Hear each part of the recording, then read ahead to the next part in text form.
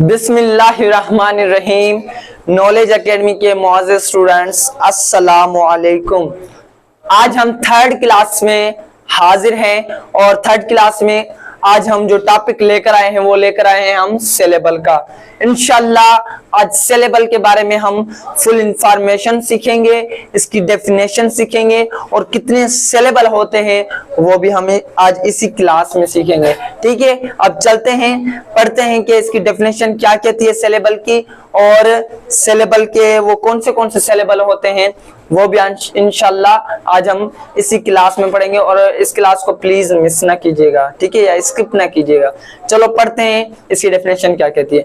दरअसल डेफिनेशन कहती है part of a word having a vowel and uttered as a pronounced or unit. ठीक है, एक मरतबा दोबारा आपको रिपीट कर देता हूं। Part of a word having a Wavell and uttered as a pronounced R unit। अब इसकी जो इसकी मीनिंग है यानी इसका तर्जमा है उर्दू में वो पढ़ते हैं और आपको मैं फिर समझाता भी हूँ। ठीक है, इसका मतलब क्या है पूरे का। कह रहे कि किसी लफ्ज का वो हिस्सा जिसमें एक हुरूफ होता है, किसी भी लफ्ज का वो हिस्सा जिसमें एक हुरूफ होता है, हुरूफ वो हुरूफ नहीं कह रहा, लेटर की बात नहीं कर रहा, वो वाविल लेटर की बात कर रहा। ठीक है, कोई भी लफ्ज हो उसमें आपको मालूम है कि कोई भी लफ्ज हो उसमें हमारा वाविल लेटर तो होता ही होता है और बतौर तलफ्फुज या अकाई के तौर पर शामिल किया जाता है। अब इसकी मीनिंग ये है, पूरे की मीनिंग ये है, अब मैं आपको बताता हूं कि इसकी दरअसल मीनिंग है कि हमारा कोई भी लफ्ज हो उसमें वाविल होता ही होता है। ठीक है, वाविल होता ही होता है और उस वाविल के जरिए हम कोई तलफ्फुज से कोई अल्फाज पढ़ें या उसे डिवाइड करें, ये कौन सा अल्फाज है, किस तरह है, उसे हम सिलेबल कहते हैं। दोबारा से समझा दूं कि ऐसे लफ्ज जिसमें वाविल हो और वाविल के जरिए हम उसके तलफ्फुज निकाल सकें, हम उसे सिलेबल कहते हैं। ठीक है, आपको ये बात तो मालूम होगी कि हमारा वो लफ्ज है ही नहीं कोई ऐसा जो वाविल के बगैर ना बना हो। हर वो लफ्ज है, हर एक लफ्ज वो है जो वाविल से बना हुआ है और अदरवाइज वाविल के बगैर कोई लफ्ज बन ही नहीं सकता। ठीक है, और वही बात है कि अगर किसी लफ्ज में वाविल नहीं होगा तो हमारा सिलेबल भी नहीं होगा, तो इसका मतलब भी यही है। तो ठीक है, यह हमने पढ़ी डेफिनेशन आपके सामने, ये इंग्लिश में, ये उर्दू में इसका तर्जमा। तो मैं आपसे कहूंगा कि ये भी आप नोट कर लें। ठीक है, अब चलते हैं इसके काइंड्स कहें या पार्ट कहें तो बेहतरीन होगा। पार्ट पे चलते हैं, इसके वो कौन से पार्ट हैं सिलेबल के जिसे हम पढ़ते हैं अब। ठीक है, अब लिखते हैं उनके बारे में, वो कौन से सिलेबल है अभी आपके सामने लिखते हैं और समझाते हैं। ठीक है, तो ठीक है, अब हम पढ़ते हैं सिलेबल के पार्ट्स, वो कौन से सिलेबल है। ठीक है, पहला जो हमारा सिलेबल है वो है मोनोसिलेबल। क्या है? मोनोसिलेबल। अब मोनोसिलेबल है क्या, अब पढ़ते हैं। Means one syllable, means one syllable, यानी इसमें हमारा वन सिलेबल होगा। अब वन सिलेबल क्या है, यानी जो हमारी प्रोनाउंसिएशन निकलेगी, इसमें तलफ्फुज निकलेगा वो एक निकलेगा। ठीक है, एक प्रोनाउंसिएशन निकलेगी, वो कौन सी प्रोनाउंसिएशन है निकलेगी। अब चलते हैं हमारे एग्जांपल पर। मोनोसिलेबल का एग्जांपल क्या है? कैट। क्या है? कैट। कैट सिर्फ एक, कैट। ठीक है, और दूसरा है बेट। क्या? बेट। बाय, पेन, फुल, etc, यानी एक निकल रही है, वो किस तरह? बेट। इस तरह नहीं होंगे बेट, नहीं, बेट, कैट, बाय, फुल, यानी वगैरह वगैरह इस तरह। अब चलते हैं, हमारा जो दूसरा पार्ट है सिलेबल का वो कौन सा है? वो है बाय, या जिसे हम डाई भी कह सकते हैं, डाई सिलेबल, बाय सिलेबल जिसे कह सकते हैं। इसमें कोई हम फर्क नहीं है इसमें, ठीक है, सिर्फ नाम का फर्क है, बाय या di. Bi syllable, bi syllable means two syllable. अब बाय सिलेबल में होगा वो होंगे दो प्रोनाउंसिएशन होगी, यानी दो सिलेबल होंगे, दो प्रोनाउंसिएशन होगी। पहला इसके अब एग्जांपल देखते हैं। पहला एग्जांपल है वो है इंग्लिश, इंग्लिश, इंग्लिश, इंग्लिश। ये अक्सर करके हम अपने स्कूल में भी कहते हैं कि भाई इंग्लिश का पीरियड आ गया, ठीक है, अंग्रेजी का पीरियड आ गया। अब यानी हमें बाय सिलेबल में क्या, इंग्लिश, दो प्रोनाउंसिएशन निकल रही है ना, दो आवाजें निकल रही है, एक इंग और दूसरा लिश, इंग्लिश। अब ठीक है, और अब बात करते हैं इसके दूसरे एग्जांपल की, पेंसिल, ठीक है, पेंसिल, पेंसिल, पेंसिल। अब इसके तीसरे एग्जांपल की तरफ चलते हैं, वो है wonder, wonder, wonder, wonder, wonder, ठीक है।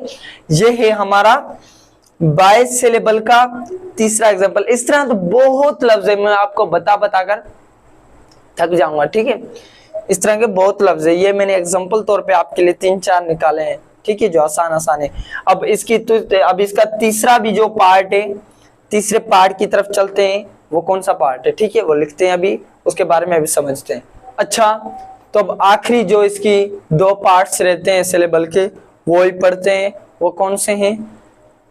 जो तीसरा हमारा पार्ट है वो है ट्राई सिलेबल, ठीक है, और जो चौथा यानी आखिरी है वो है पॉलिश सिलेबल।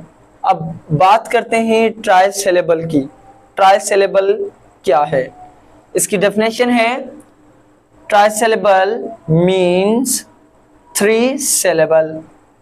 ट्राइसिलेबल मीन्स 3 सिलेबल, यानी इसमें तीन जो है हमारी प्रोनाउंसिएशन होगी, 3 सिलेबल होंगे। अब इसके चलते हैं एग्जाम्पल पर, वो कौन सी 3 सिलेबल हैं, वो कौन सी 3 प्रोनाउंसिएशन है।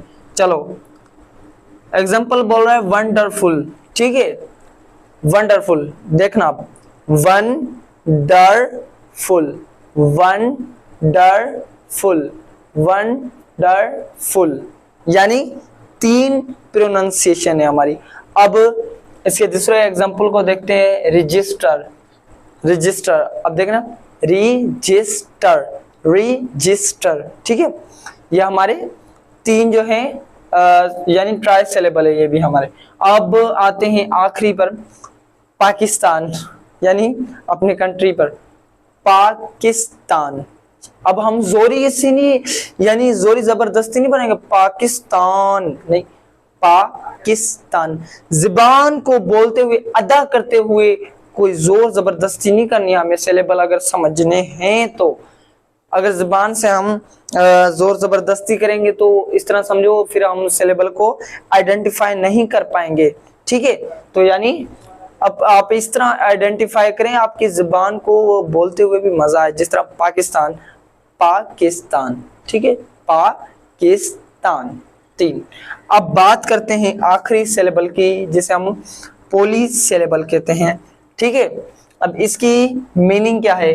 मीनिंग करिए, poly syllable means more than, यानी ज्यादा, मोर देन यानी 3 से ज्यादा, 3 से ज्यादा कितने भी हमारी प्रोनाउंसिएशन हो, कितने भी हमारे सिलेबल हो, तो उसे हम क्या कहेंगे कि हमारी पॉली सिलेबल है, वो हमारी क्या है, पॉली सिलेबल है। अब इसके एग्जाम्पल पर चलते हैं, एग्जाम्पल क्या है और वो कौन से हैं, यानी 3 से भी ज्यादा। चलो देखते हैं। हमारा पहला एग्जाम्पल है वो है कम्युनिकेशन।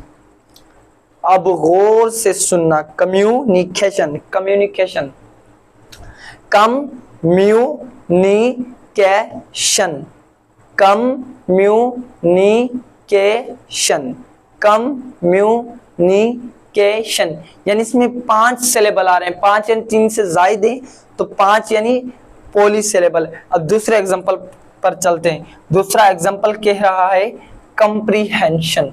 अब दोबारा गौर से सुनना, कंप्रीहेंशन, कंप्रीहेंशन, 4 है, यानी 3 से ज्यादा है ना, 4 भी, तो 4 है, यानी ये भी हमारे पॉली सिलेबल में आ रहा है, कंप्रीहेंशन, ठीक है। अब आखिरी एग्जांपल पर चलते हैं, वो है कम्युनिटीज, कम्युनिटीज, कम्युनिटीज, ठीक है। अब गौर से सुना, कम्युनिटीज, कम्युनिटीज, कम्युनिटीज, कम्युनिटीज, 4 है, यानी ये भी हमारे पॉली सिलेबल में।